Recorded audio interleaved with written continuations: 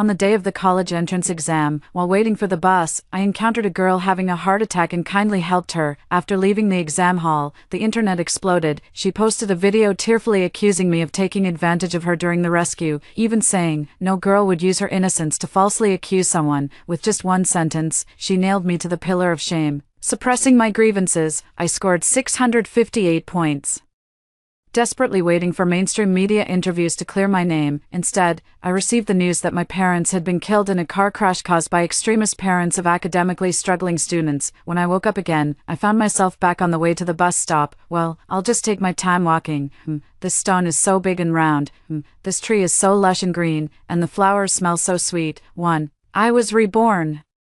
Reborn on the way to the college entrance exam. In my past life, because the exam venue was quite far, I set off 2.5 hours early and took the bus to the exam. While waiting for the bus, a girl next to me suddenly had a heart attack. My mother is a nurse, and I've learned CPR, so I immediately administered first aid to her. I waited for the ambulance to arrive before rushing off to take my exam, only to emerge from the test center and find myself condemned by the entire internet.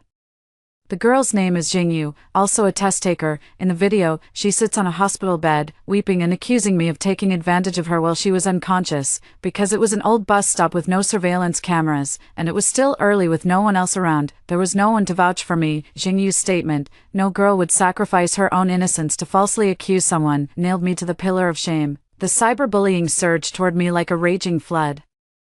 My mother is a nurse, and my father runs a small hot pot restaurant. As soon as Jingyu's video went viral, our family's shop was vandalized and forced to close. My mother was humiliated at the hospital, drenched in filth. I knew deep down that only by achieving outstanding grades could authoritative media speak up for me, so, suppressing my fear and anger, I continued to take the exams. When the scores were released, I scored 658 points, enough to get into Tsinghua or Peking University.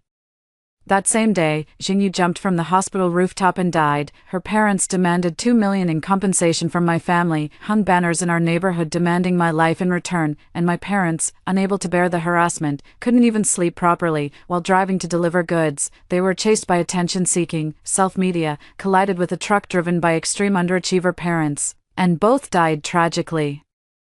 I was also surrounded by people and barely managed to escape. Just as I reached my doorstep, I accidentally stepped on oil spilled on the stairs and fell to my death. Even my glasses flew off. In my blurry vision, I saw Molly, the daughter of our neighbor across the hall, holding an oil canister, her gaze filled with hatred and satisfaction. No, I've been reborn. Just 50 meters from the bus stop. A short walk down this path and around the corner will take me there.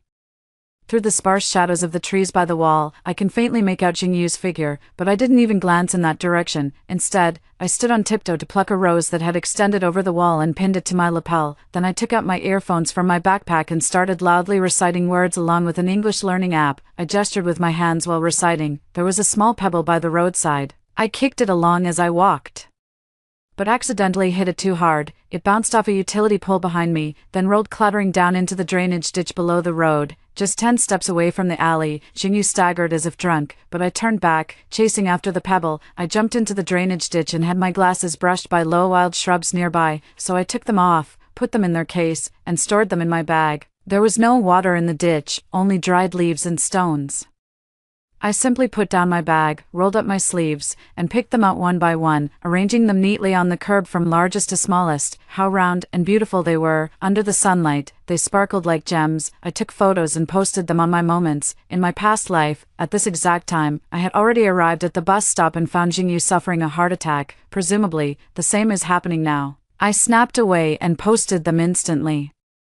There were so many stones, I couldn't take them all. In the end, I picked out a heart-shaped one, carefully wiping it over and over with tissues. Holding it high against the sun, I loudly recited, "Heart, H-E-R-T, heart, H-E-R-T, heart, H-E-R-T." As I recited, I began to singing until tears streamed down my face. I'm nearsighted with 400 degrees, unable to distinguish between men and women from dozens of meters away, and trees appear as a solid mass of green. Only when I got closer and caught the scent of flowers did I realize the tree at the corner was a gardenia tree. Through the iron fence, clusters of pure white gardenia flowers could be seen blooming on the tree, their fragrance wafting through the air. Inside was a small garden where an elderly man was watering the flowers, and cats and dogs were running around. Under the eaves, a round security camera was pointed directly at me. I took off my headphones and shouted loudly, "Uncle." Your gardenia smells so wonderful. The elderly man happily plucked a flower and handed it to me, asking through the iron railing, "Are you a college entrance exam student?" I nodded. "Yes, I'm on my way to the exam hall." The old man smiled warmly. "Wishing you victory at first try and success in your exams," I gratefully said. "Thank you for your kind words." Seeing the rose pinned to my collar, the elderly man cut a few larger and more beautiful ones for me and also picked several gardenias as big as rice bowls. This delay took another 10 minutes. Finally, a few retired ladies carrying vegetable baskets and eco-friendly shopping bags walked toward us, seemingly heading to the bus stop as well, holding over a dozen large gardenias. I followed behind them. A middle-aged woman wearing floral clothes and sporting a permed afro smelled the fragrance of flowers and turned to call out to me.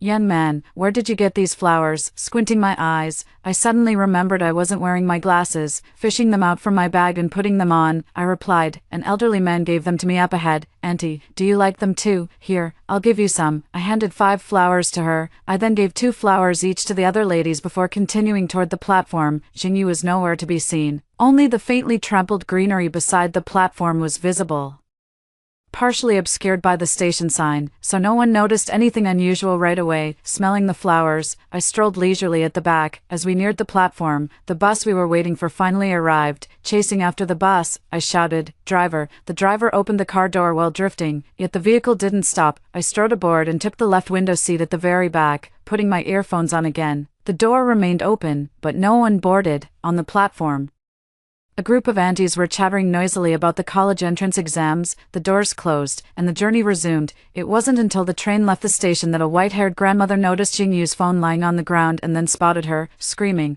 Startled, she fell to the ground, and other elderly women rushed over to help her up. Xingyu lay sprawled in the greenbelt, covered in dirt, her face bruised and swollen. And I never looked back, actually.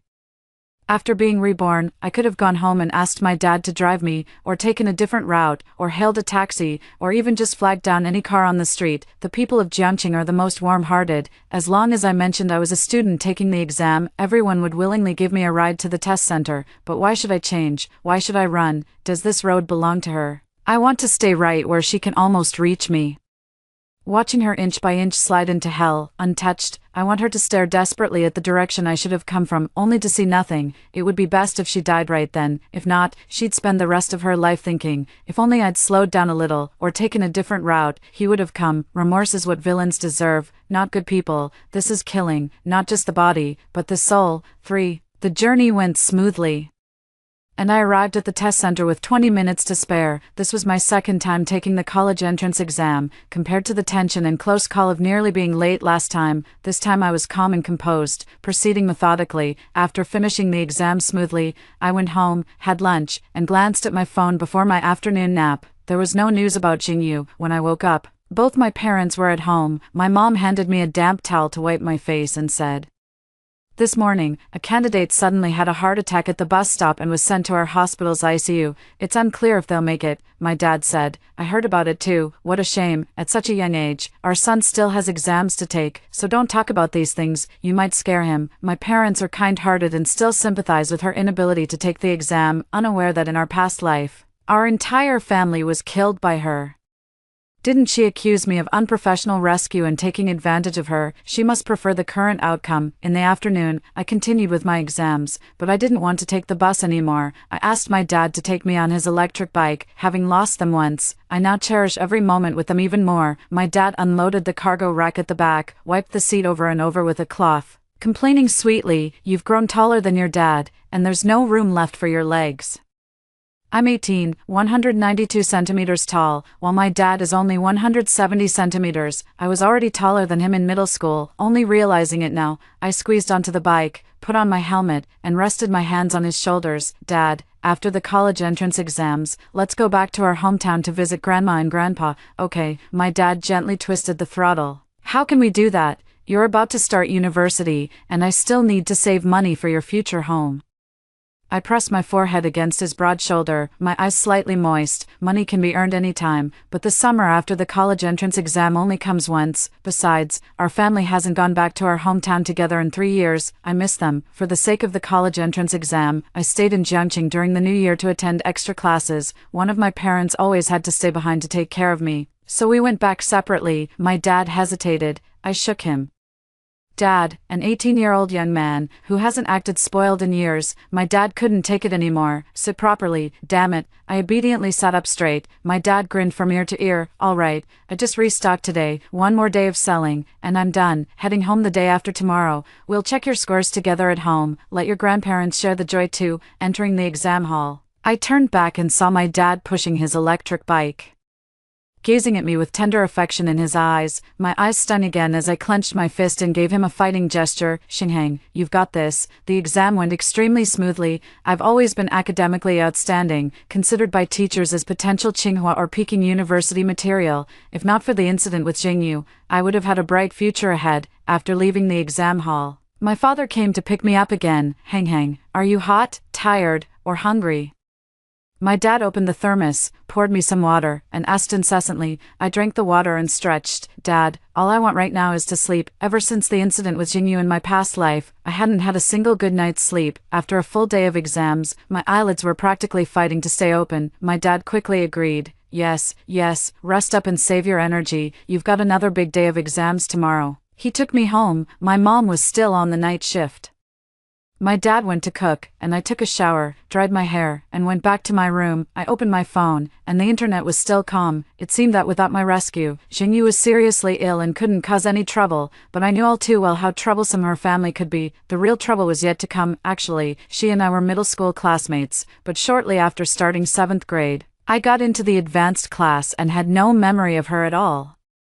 It was she who revealed in the video that I had been eyeing her back in school.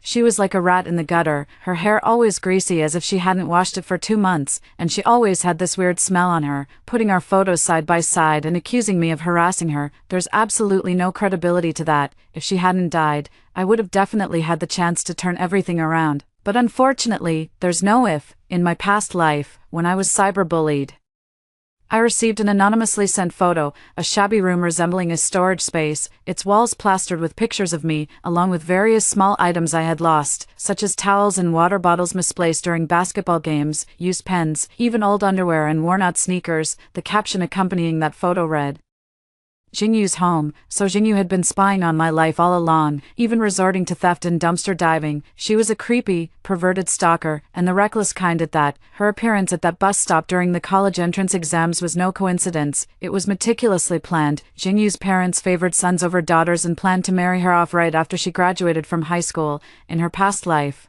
she called me before her death, saying that if I agreed to marry her and gave her parents a dowry of 1 million yuan, she would clarify everything to netizens. My feelings were like being forced to kiss a rat. It made me sick to my stomach. After that, she jumped to her death. I recorded her phone call, but it was useless. A single phrase, "The dead deserve respect," left me unable to clear my name. But I don't understand. How did she know I'd be taking the bus there? I recalled that when I fell to my death in my past life, I vaguely saw Molly, my neighbor across the hall. Molly and I were classmates in the same grade but different classes. Our families had been neighbors for over a decade, yet we never interacted. Her parents were both teachers at a private middle school and were very strict with her. The daily schedule, what time to wake up, eat, do homework, and sleep, was meticulously planned down to the minute. Any delay or unfinished task would result in punishment. Her room was next to mine, and countless times I heard her parents scold her, calling her a pig brain and saying she wasn't even as good as the neighbor selling spicy skewers. Before opening his own shop, my dad sold spicy skewers at the entrance of our neighborhood. After gaining recognition in the market, he opened his own store. Later, when he made enough money, he bought the shop and upgraded it to a revolving hot pot restaurant. Even though being self-employed isn't as respectable as being a teacher, earning money with your own hands is honorable. Who are they to look down on others? I was already academically strong, but to bring honor to my parents, I pushed myself even harder, ranking first in my grade every exam and becoming the model child praised by parents in the neighborhood. The couple next door often scolded and hit their child, so they spent even more time with me. My parents, on the other hand, were open-minded and loving, treating me with gentleness and care, making it highly likely that Molly was jealous. The next day, the college entrance exams continued, and I performed even better than in my previous life. Getting into Tsinghua or Peking University was definitely no problem. After leaving the exam hall, I told my dad I was going out with classmates, but actually went to the electronics market and bought 3 hidden cameras. I act with a clear conscience, and being tall and strong, the two of them combined couldn't beat me. I'm just worried they might play dirty, so I have to stay cautious. One was installed inside my old security door, concealed behind a 3D fortune character sticker from New Year's decorations, hard to spot. One installed at home, one placed on the windowsill ledge in my room, angled slightly off-center, captures 2/3 of Molly's room in full view. If she leaves her door open, even her living room becomes visible. But the moment I finished installing it and connected to the monitoring app on my phone, I was so startled I nearly dropped my phone. There, on the wall facing Molly's bed, was a half-body photo of me plastered with a giant red X drawn over it. Dripping liquid resembling blood covered the image, and my face was riddled with dart holes. I finally confirmed that in my past life, she was also one of the main culprits behind my death, in my past life. The person who sent me that photo was likely her as well. I later checked that account, only to find it had been deactivated, but since the photo hasn't been sent yet this time, I registered a new account to investigate and discovered it was indeed Molly's account. It might just be a secondary account with few posts, but they're shocking enough, all about torturing cats and dogs, judging by the locations in the photos. It's our neighborhood and the small park nearby.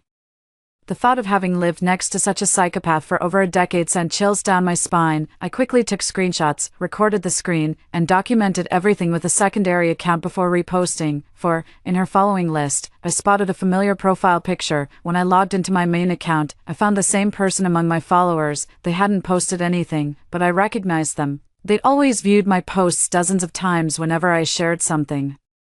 I suspect she is Jingyu. Right now, I took a photo of the heart-shaped stone I picked up earlier and placed it next to the jasmine flowers on my balcony, then posted it as a status update. I also reposted a sweet childhood friend story. The day after the college entrance exams ended, my mom took half a month of annual leave early, my dad closed the shop for a break, and the three of us went back to our hometown. I was having a wild time in the countryside. But I still kept an eye on Jingyu's situation. Sure enough, on the 6th day after she was admitted to the ICU, she finally woke up. Just like in my previous life, she took to the internet to accuse everyone who had been at the bus stop that day, 7 elderly women, me, and even the bus driver, of standing by and doing nothing while she was in mortal danger. Me, bus driver, 7 aunties. Netizen, but she was indeed pitiful, due to the prolonged delay. There was a 20-minute gap from her heart attack to being discovered. The aunties who found her couldn't administer first aid, and waiting for the ambulance took another 20 minutes, totaling 40 minutes, which caused irreversible damage to her body. First, malignant arrhythmia and habitual myocardial ischemia mean she cannot withstand any stimulation. Otherwise, cardiogenic shock or cardiac arrest may occur at any moment. Second, brain damage. During her coma, her heart stopped for approximately 4 to 6 minutes, causing irreversible damage to her brain cells. Third, prolonged hypoxia has led to severe kidney failure, and she will require lifelong dialysis. She's only 18 years old, right in the midst of taking her college entrance exams, the most critical moment of her life, yet she's encountered her Waterloo, just because her situation is so tragic. Does that mean we bystanders should have to pay the price for her suffering, just like in her past life? Every one of us who appeared on the platform was thoroughly exposed and scrutinized by netizens. Clearly I was walking at the very back, yet I was the first to be singled out and criticized, all because I'm also a college entrance exam candidate. Someone, I don't know who, posted a photo of me leaving home at 6:30 online. They claimed I could reach the bus stop in just 5 minutes, yet I didn't appear there until 7:15, taking a step back, no, 10,000 steps back. Don't I bear some responsibility for walking so slowly? What if 10,000 steps back indeed, any further, and I might as well have walked straight to the exam hall. I took photos as I walked along the way. The timestamp on Stone's social media post was 6:50. My dad recognized the elderly man who gave me gardenias as a regular customer at his shop. He contacted him and obtained the surveillance footage from his yard.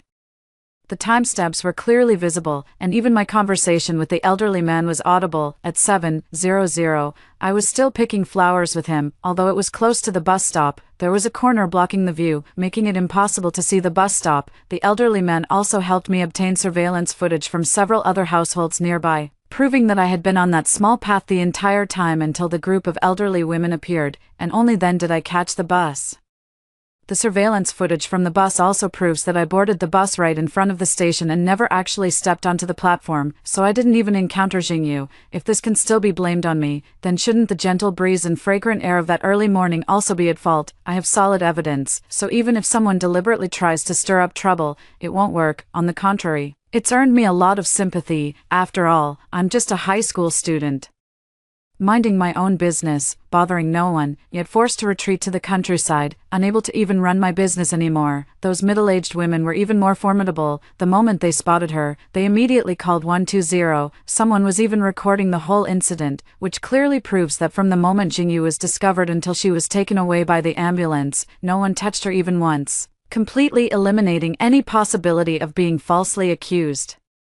Seeing the Jing family's unreasonable persistence, they countered by hiring a lawyer to sue them for extortion and defamation. As expected, your auntie is still your auntie, especially the one with the afro. She's practically the queen of Jiangqing, unlike me, who's far too naive. In this life, I'd rather be selfish than help someone who falls on the roadside again, no matter how the situation develops online. Our family of 3 will not respond anymore. On the very day Jingyu woke up, I noticed her account had visited my social media over 100 times, so I started posting a photo of jasmine flowers every day, no captions, just decorating them with pink stickers saying love you or miss you. She's acting like a madwoman, visiting every 10 minutes or so, still scrolling at 3 a.m. I really hope she dies from staying up all night. Too bad the wicked live 1,000 years. Not only did she not die, but she also went live online to fish for sympathy. She claimed her family was so poor they couldn't even afford ICU fees and had to go into debt. As a college entrance exam student, she naturally attracts buzz and traffic. With the beauty filter maxed out, she manages to look pitifully delicate, and sure enough, many people ended up donating to her. The college entrance exam results are finally out, and my whole family gathers around the computer. In my past life, despite immense pressure, I scored 658 points, this time. I don't know how many points I got. When I checked, nothing showed up. My grandpa widened his eyes, thinking it might be poor internet back home. Why isn't it showing? My dad refreshed the page a few times, but still nothing. Sweat dripped from his forehead in frustration. I held on to my grandfather, afraid he might get too excited and fall, whispering, "Grandpa, the top 50 in the college entrance exams don't have their scores displayed." My parents also snapped out of it and started screaming at each other. They jumped up and down while shouting, drawing the attention of our uncles and relatives next door. Seeing how excited they were and connecting it to my status as a college entrance exam candidate, everyone guessed, has Hang Hang gotten into Tsinghua or Peking University? Everyone in the village shares the same surname, and me getting into Tsinghua or Peking University brings honor to our ancestors. Grandpa's hands were trembling. As I patted his back soothingly, I anxiously called out to my dad, "Dad, look at Grandpa." Grandpa waved his hand, turned to hug me, tears streaming down his wrinkled face. "My dear grandson." Grandpa is just overjoyed. He then commanded my dad, "Stop standing there dumbfounded, hurry to town to order dishes and meat, then notify all our relatives. We're throwing a grand feast." Checking the almanac again to pick a good day for the feast, my uncle, a contractor, heard my college entrance exam scores were so high they couldn't even be verified and immediately said, "Why pick a date? We've got an old black pig saved from last year, meant for gifts, slaughter it, and I've got liquor covered too, all taken care of, uncle, I've even got Matai here." The whole village sprang into action, bustling back and forth. That's when my dad's phone rang. I recognized the number as being from the Tsinghua Peking admissions office and quickly reminded him, "It's from Beijing." My dad's hands were shaking so much he couldn't manage to answer after several attempts. Furious, my grandpa snatched the phone away, muttering, "Useless." When he finally answered, his voice unconsciously rose with excitement. "Hello, oh, I'm your grandpa." "No, I mean Xing Hang's grandpa." Yes, okay, thank you, okay, thank you." My dad leaned his ear closer. Their two faces were practically squeezing the phone silent. My mom and grandma hugged each other, crying and laughing. After hanging up the phone, both my grandpa and dad were in tears, hugging me from either side. Hang, it's Tsinghua University. You got into Tsinghua University." Only then did I realize, I scored 702 points and was the top scorer in the province. Even the TV station called, and our local hometown station came straight to our village. I gave an interview, and countless parents of college entrance exam students couldn't stop praising me. I went viral online. And the previous incident where I was falsely accused by Jingyu became a hot topic again, directly trending on social media. I received even more sympathy. In contrast, Jingyu was torn apart by criticism. Her real photos and poor academic performance were exposed, and her live stream was flooded with insults, calling her an ugly troublemaker. In Jiangqing, the school administrators from my middle and high school kept calling my dad non-stop. My dad couldn't sit still anymore and decided to return to Jiangqing. He wanted to do business and make money. 5. The college celebration banquet can only be postponed for a few days. My grandparents didn't object. They were afraid that if we weren't around, someone might steal the admission letter. In their time, cases of university spots being stolen were all too common. I still wanted to stay in the countryside until Jingyu's matter was resolved. The whole family was ushered into the car, returning to Jiangqing. As soon as our car reached the entrance of the neighborhood, we were welcomed by crowds lining the street. The top scholar is back. We were completely surrounded. We had no choice but to get out of the car. My dad is a businessman who knows everyone in the neighborhood, and everyone knows him too. Boss Xing, how do you usually educate your child? How did they manage to score 702 points? We didn't really educate them much. They've always been in the top 3 of their grade. What do they usually eat? What books do they read? They eat our spicy hot pot. Our spicy hot pot has a beef bone broth base. Look how tall they are. It's all from drinking beef bone soup. My dad pushed me to the front. Standing at 192 centimeters tall, what a fine young man. I always knew you were destined to be top scholar. The aunties started patting me all over, saying they wanted to absorb my scholarly aura so their own children could pass exams with flying colors next year. Finally managing to break free and wanting to go home, my dad tossed me a set of keys and said, "Hurry to the shop and open up, clean the place. I'm off to stock up. Let's try to earn your tuition fees in these few days." He severely underestimated the golden value of a top scholar. Before he even returned with the stock, while my mom and I were still mopping the floor and wiping tables, the neighbors nearby nearly overwhelmed our shop. The neighbors rushed to help and even suggested to my mom that we rename Xingji Hot Pot to Top Scholar Hot Pot. Just as they were saying this, my classmates happened to arrive, and I almost covered my face and ran away. Congratulations, Xinghang. Our class performed exceptionally well this time. Everyone scored above the first-year university cutoff, with many even surpassing the elite university threshold. A decade of hard work has finally paid off with success in the imperial exams, truly embodying the saying, with spring winds of triumph, swift horses gallop. In a single day, all Chang'an's flowers are seen. Everyone is praising me and treating me kindly. Yet these are the same people who hurled rotten cabbages and stinking eggs at me in my past life. Humanity. With neighbors pitching in, our family business boomed, staying busy until dawn and only closing when every last ingredient was sold out. The entire street's business was booming, and the florist at the corner even sent us a huge bouquet of flowers, sunflowers, roses, carnations, and lilies, all bundled together so large it was hard to carry. I picked out the red carnations for my mom and a bunch of red roses for my dad, telling him to give them to her. The sunflowers and lilies were arranged in a vase and placed in the shop. The 3 of us walked home together, my parents holding hands affectionately ahead of me while I followed behind carrying the flowers. I took a selfie with the red roses in the foreground. The background is our front door, and Molly's house next door is also captured in the shot. Just as I was about to enter after sending it, the door across suddenly opened, revealing Molly's parents with somewhat ingratiating smiles. Old Xing, coming back so late. My dad is a businessman by nature, always wearing a smile. Even though we're not usually on good terms, it wouldn't be right to be cold-faced now, so he smiled and said, "Yeah, business was good today, thanks to everyone in the neighborhood." After exchanging a few meaningless pleasantries, we each went into our own homes.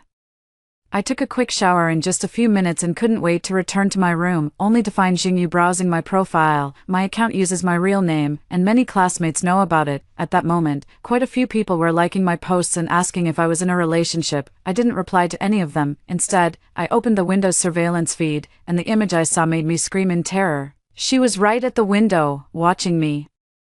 The camera was pointed directly at her pitch-black eyes. Hearing my scream, my mom rushed in. Hang, what's wrong? On the screen, Molly was pressing her ear against the wall, listening. I stuffed my phone under the pillow and pulled out a charger from under my butt. The charger was digging into my leg. My mom said, "You're so careless for someone your age. Let me see if your butt got hurt." She started pulling at my pants to check. I kept refusing. It's fine, it's fine."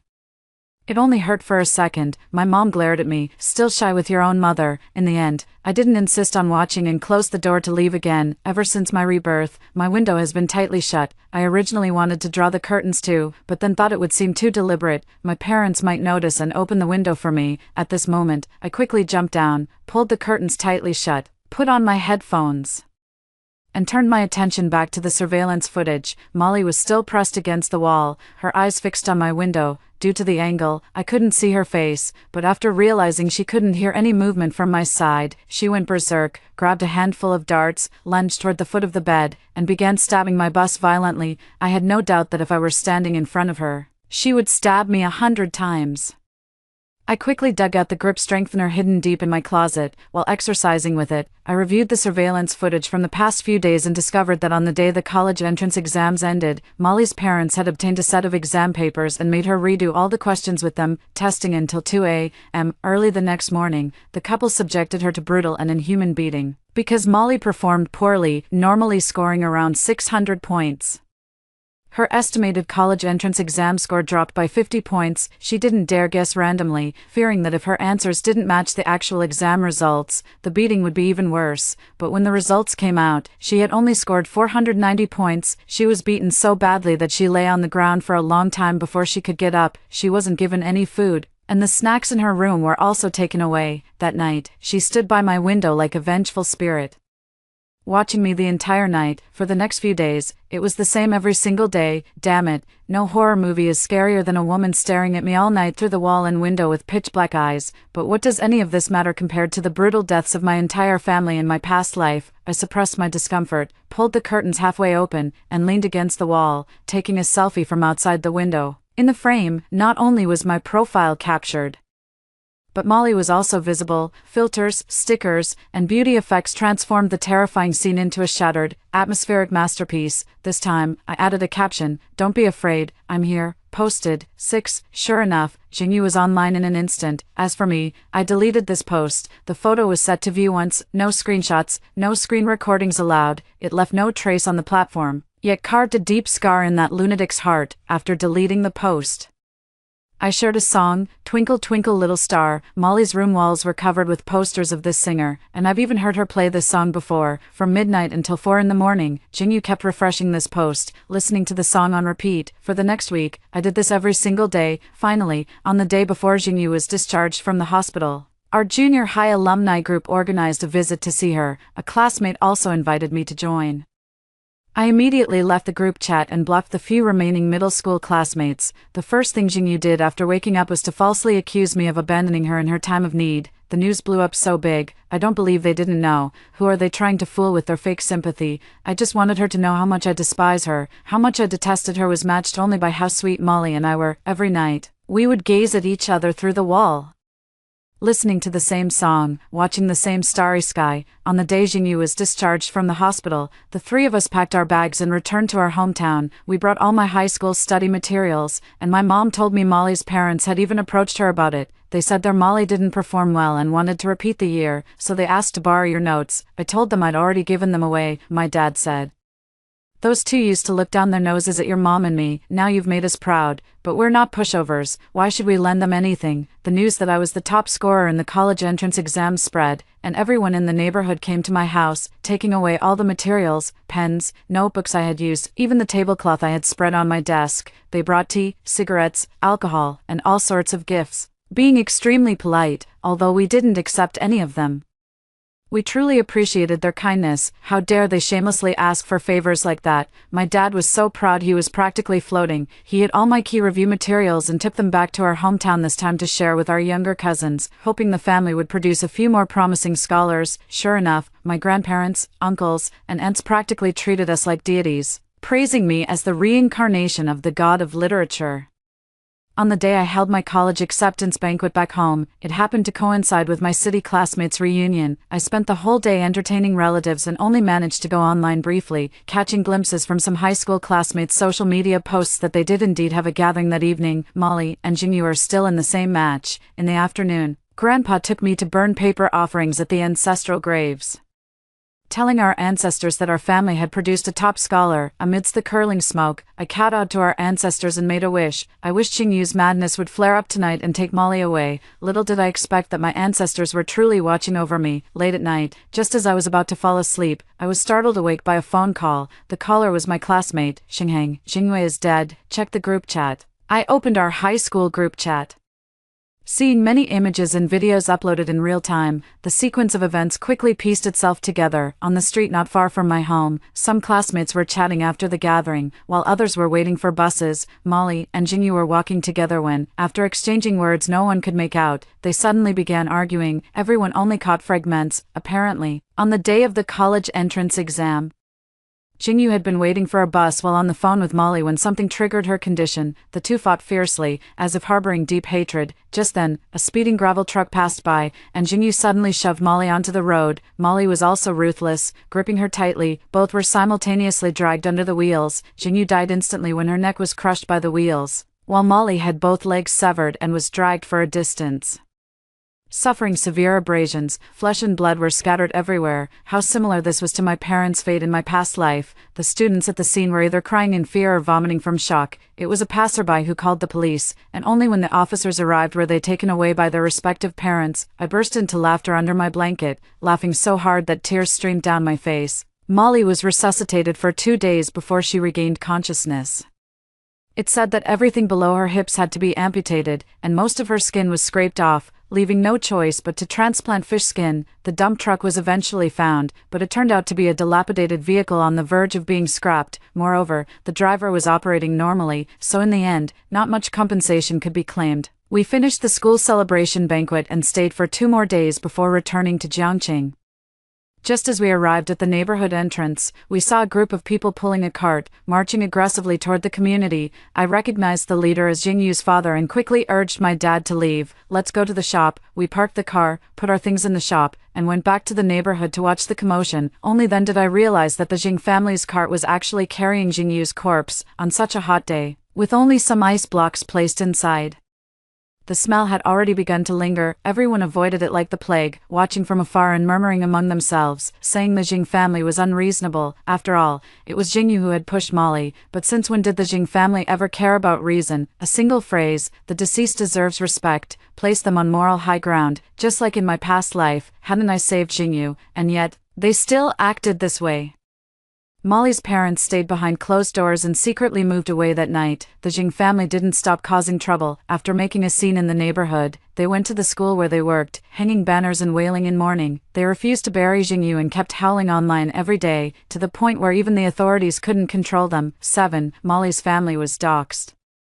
The doxing revealed that Molly's father and mother had ignored student bullying during their time at school, accepted money from parents, and employed harsh educational methods that led to student depression, among other things. Disgraced and ruined, I took advantage of the chaos to guide netizens in uncovering Molly's alternate account where she abused cats and dogs. In an instant, it sparked nationwide outrage. Her social media pages were flooded with curses, while extreme animal lovers sent funeral wreaths to her hospital room and photoshopped memorial images of her online, calling their whole family demons who deserved to die 1,000 deaths. Everything that happened to my family in our past life is now replaying in theirs, but this isn't enough. It's not over yet. Every day I stay alert, not daring to be careless for a moment, always keeping a grip strengthener in hand for exercise, just in case it can double as a weapon when needed.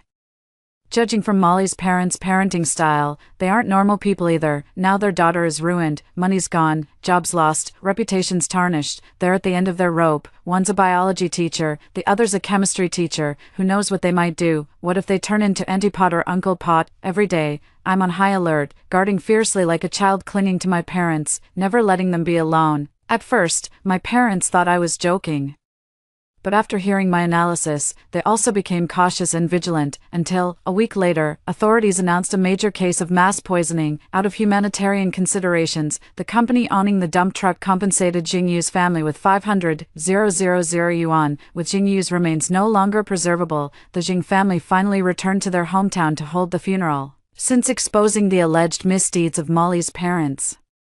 Jingyu's parents had tasted the sweetness of online attention. Not only did they invite the entire village to the funeral feast, but they also brought in many sensationalist influencers, vowing to continue denouncing the Mo family of 3 until they confessed. Over 100 people were live streaming simultaneously, competing for views without any bottom line, absurd and ridiculous, making the scene extremely lively. It didn't resemble a funeral at all, more like a press conference.